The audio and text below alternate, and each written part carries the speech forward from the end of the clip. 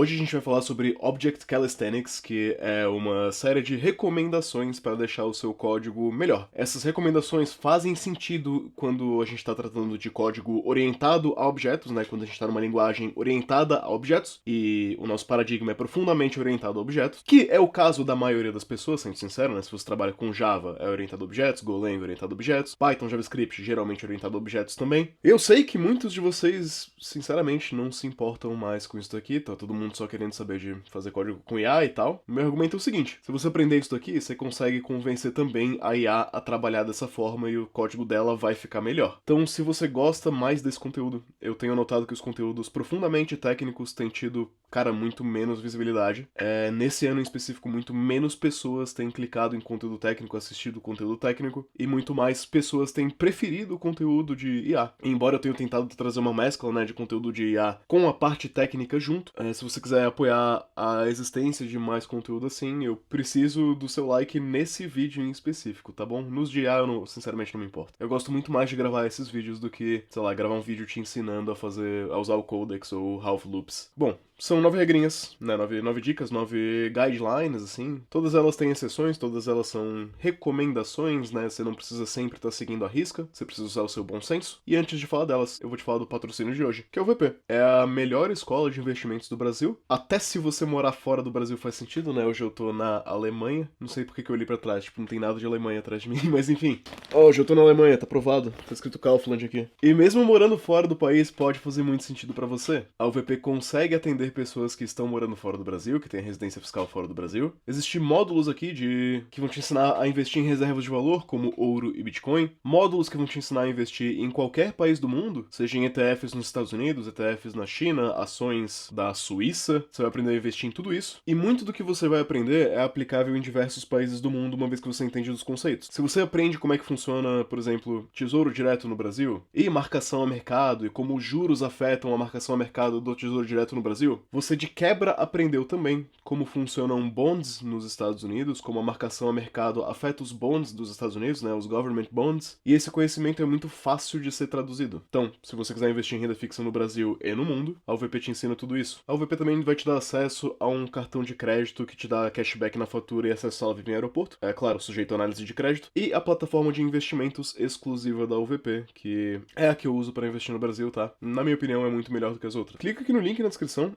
Diz pra eles que você veio do canal. Você vai ganhar um presentinho na sua casa, tá? Sim, especificamente pra quem foi pra UVP por causa aqui do canal. Você vai ganhar um presentinho muito legal. Não vou te falar o que é, mas tem um presente. Clica ali no link. Clica ali em faça sua análise de perfil. Se a UVP fizer sentido pra você, você vai ser aprovado nessa análise. Você vai poder fazer todas as aulas, fazer a escola inteira. E no final, caso você não se sinta confortável, caso você acha que não aprendeu, você pode emitir o certificado e pedir o seu dinheiro de volta. Eles confiam tanto que você vai aprender e vai gostar da plataforma que você vai ficar lá, tá bom? Não tem risco nenhum. Entrar pra UVP vale muito a pena. Bom, quais são essas 9 regrinhas? Vamos começar aqui na primeira regra. Mantenha apenas um nível de indentação por método. O que significa isso? E indentação, meio que é a tal complexidade ciclomática, não é exatamente a mesma coisa, mas é parecido, em que é cada tab aqui, né? Cada tab ou 4 espaços que você dá é um nível de indentação. Quanto mais deles, mais complexo fica de entender o código. Nesse exemplo aqui, pequenininho, é muito fácil de entender. Agora, eu tenho certeza que você já viu um método que tem um monte de if, else, e você não consegue entender direito onde que acaba um if e começa outro else e você fica perdido lá dentro. Existe uma técnicazinha aqui para você evitar isso daqui. Então, pra gente ter a mesma lógica que eu tô mostrando aqui, a gente consegue fazer isso de uma forma um pouco mais compreensível e legível. Isso aqui diz respeito à legibilidade e compreensão do código. É algo que vale a pena buscar porque dá mais manutenibilidade. Você pode fazer simplesmente isso daqui, ó. Vamos comparar o código de antes com esse? No código de antes, né, quando que ele vai processar uma ordem, um pedido? Se o pedido for válido, se o pedido tiver itens, para cada item no estoque, perdão, para cada item na ordem, se o item estiver em estoque, ele vai shippar o item, ele vai enviar o item. Então, mesma lógica aqui. Se o pedido for válido e se o pedido tiver itens, a gente vai processar os itens. Processar os itens significa que eu vou dar um loop e processar o item dentro desse loop. E processar cada item individualmente significa que eu vou ver se o item está em estoque. Se ele tiver, eu vou shippar o item. Nada mais, nada menos do que isso daqui é a recomendação de simplificar a indentação. Esse código aqui é mais fácil de ser compreendido, ele é mais isolado, ele é mais abstraído, ele é, na minha opinião, melhor. Segundo, adoro essa lei porque ela causa muito comentário e ela me ajuda no engajamento aqui do vídeo. A segunda lei segunda regra, né? guideline, proibido usar else. Olha só que código horroroso, né? Você tem aqui um if, e aí você tem um return, e aí você tem um else. E aí você tem um return também. E isso daqui também é pra te desincentivar a ter complexidade demais, complexidade ciclomática, fazer o código que pula de um lado pro outro. É preferível que seu código leia como uma receita de bolo, de cima pra baixo, numa ordem que não pula muito, né? Por isso que GoTo também é desencorajado e tal. Quando você abrir um código meu, se você abrir um repositório meu, você vai ver que tem else lá dentro. E eu não sigo essa regra sempre, eu acho que ninguém segue essa regra sempre. Mentira, algumas pessoas vão seguir, mas enfim. Você pode substituir um else por early return, né? Se o código entra aqui, ele vai retornar. Caso ele não entre, ele naturalmente vai seguir o fluxo da receita de bolo e vai retornar ali embaixo. O resultado, na prática, é exatamente o mesmo. Uma regrinha meio inconsequente, mas enfim, é uma das guidelines, tá? Evite else se possível. Eu acho que simplifica o código. Você pode não achar, mas eu acho. 3. Em inglês está dito para wrap, ou seja, envelopar, primitivos e strings. O que isso diz respeito? Bom, ao criar um usuário, o nome é uma string, a idade é um int. Esses tipos primitivos não estão reforçando nenhum tipo de regra, eles não têm nenhum tipo de validação, não tem nenhum tipo de checagem. Falta um pouco de sentido aqui, de propósito, de robustez. A gente pode, alternativamente, pegar esses tipos primitivos e transformar eles num nome. Então, olha só, um nome, por exemplo, claramente não pode ser uma string vazia. Então a gente envelopou em algo que dá um pouco mais de segurança, dá um pouco mais de significado. E a idade claramente não pode ser negativa. Novamente, envelopamos em algo que dá um pouco mais de significado e tipagem. Precisa ser uma classe? Eu não acho que precisa ser uma classe. Pode ser um tipo específico que você cria. Cada linguagem vai ter um ferramental para fazer isso, tá? E essa é uma das regras que eu quero frisar bastante, que não é uma regra, é uma sugestão, porque eu acho que isso aqui pode causar muito overengineering. Então, isso não é algo que eu faria sempre e encorajaria em todos os momentos, tá? É algo pra você fazer com uma certa parcimônia. 4. First Class Collections. Perdão, eu não sei como traduzir isso. É pra você transformar coleções em cidadãos de primeira classe. Como assim? A gente tem aqui uma order, né? Um pedido. Como que eu faria o plural de pedidos, né? Uma coleção de pedido. Dependendo do caso, é razoável que uma coleção de pedidos seja apenas uma lista de pedidos. Às vezes é perfeitamente razoável, às vezes, dependendo da natureza do seu negócio e das operações que vão ser feitas em cima de múltiplos pedidos, é mais interessante transformar isso em um cidadão de primeira classe, em uma classe própria com seus próprios métodos. Isso, claro, vai depender do tipo de operação que é feita em cima dessa coleção. Eu vou te dar o exemplo aqui. Eu tava falando, né?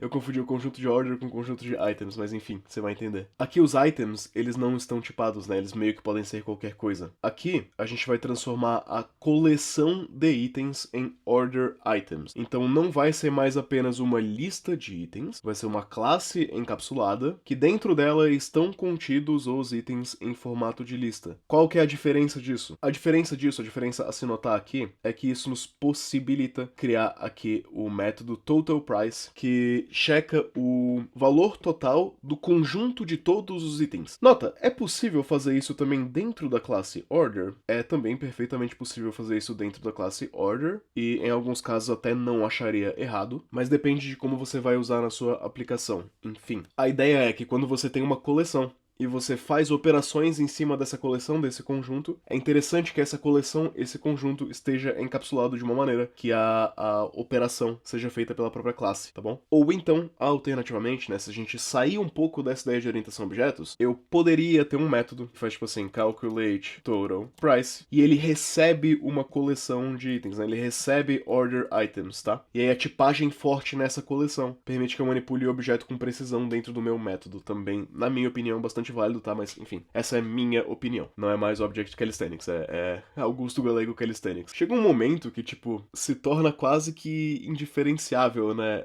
Essas guidelines de alguém simplesmente cuspindo regra.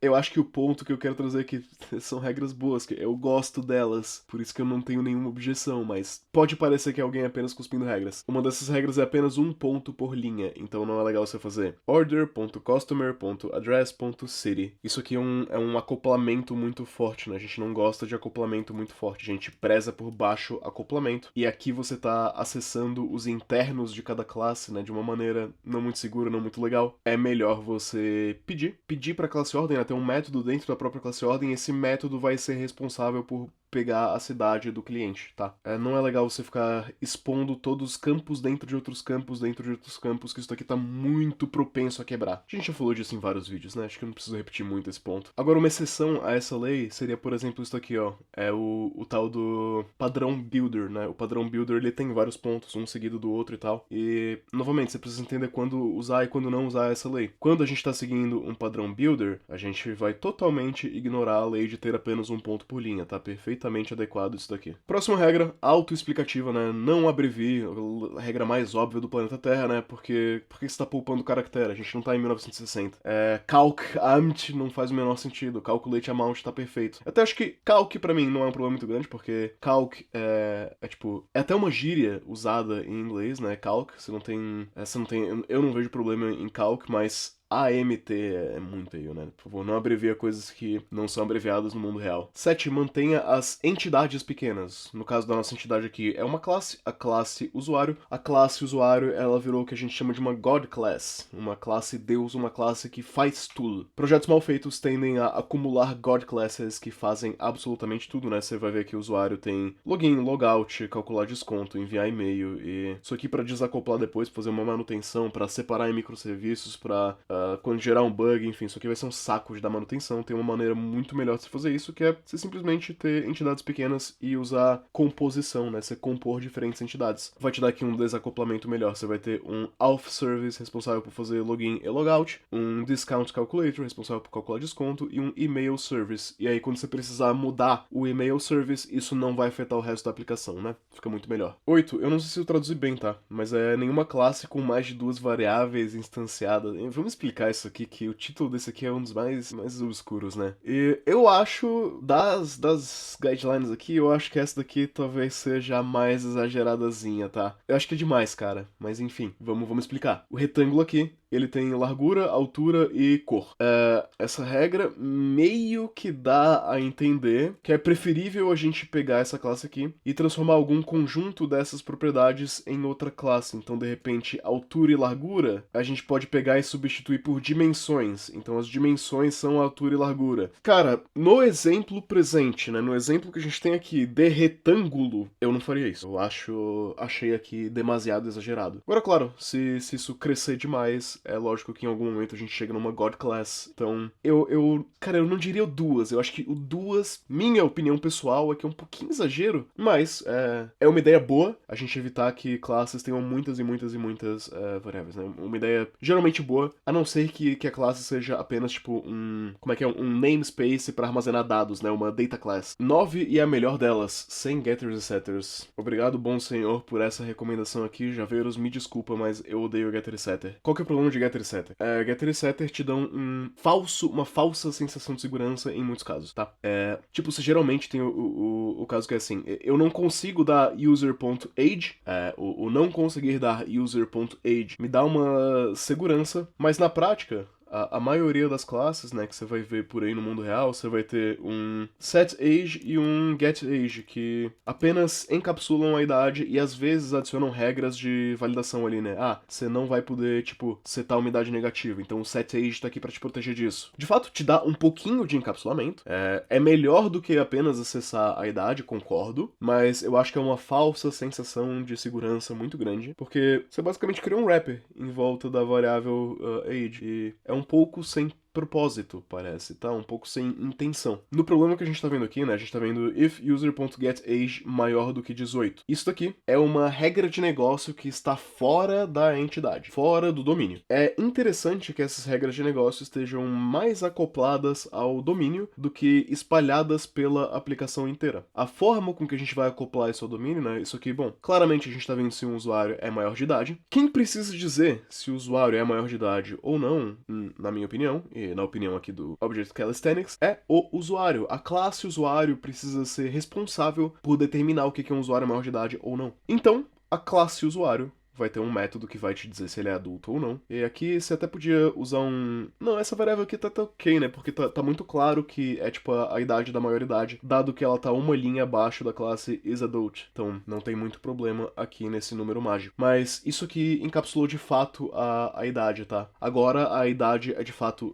privada e a gente não tem mais um getter e setter meio fake ali, né? A gente tem o intuito exato, a regra de negócio exato imbuída dentro da classe user. Enfim, isso foi Object Calisthenics. Se você quiser aprender mais comigo, na descrição a gente tem uma lista dos cursos do canal, né? Se você quiser aprender mais sobre nuances de estrutura de dados e algoritmos, por exemplo, a gente tem um curso aqui excelente, que te ensina tudo que você vai precisar para passar nas entrevistas de emprego que cobram lead code. Trouxe aqui um feedback de um aluno, olha só, o curso vale muito a pena. Nunca fui o melhor em algoritmos da faculdade, nem pratiquei muito lead code na vida. Ano passado passei para a primeira entrevista da Uber, e antes da primeira de algoritmo rushei o curso e fiz exercícios de exemplo mais resoluções do init code. Passei sem problemas, recomendo para todo mundo. A gente é bom no que a gente faz, né? Você ainda vai ter um mês para pedir reembolso se você achou que não funcionou para você, se não foi para você. A gente tem também um curso que é o Roadmap pro seu próximo emprego, né? Que eu te ajudo a, de fato, conseguir as entrevistas, arrumar seu currículo, LinkedIn, etc. E, curiosamente, hoje mesmo recebi esse feedback aqui por e-mail, tá? Eu tô protegendo o nome da pessoa que mandou o feedback. Não é legal que o empregador dela saiba que ela tá fazendo esse curso, mas enfim. O feedback do aluno foi o seguinte, né? Brutal, obrigado por isso, absurdo, cara. Apenas fiz o passo a passo do curso Roadmap e já consegui 3 entrevistas, sendo 2 pra gringa, sem nem colocar o LinkedIn em inglês, em 5 dias. Então, 5 dias da pessoa fazendo o curso do Roadmap do seu próximo emprego, ela conseguiu, de fato, 2 entrevistas pra gringa, porque a gente sabe o que a gente tá fazendo. Pode comprar o curso, tá? Você pode fazer ele durante um mês. Se você não achar que deu resultado, não achar que foi pra você e tal, não era bem o que você esperava, pode pedir reembolso. A gente não tem problema nenhum em te dar o reembolso, porque funciona pra maioria das pessoas. Você pode fazer sem risco. Se você não achar que fez sentido pra você, só pedir o seu dinheiro de volta lá na plataforma, a gente te devolve sem nenhum problema, tá bom? A gente tem essa promessa aqui há mais de um ano, e ninguém nunca reclamou disso, tá? Por que a gente faz essa promessa? Vou deixar você adivinhar. Mentira, vai, eu te falo. É porque quase ninguém pede reembolso, tá? Que negócio é bom mesmo.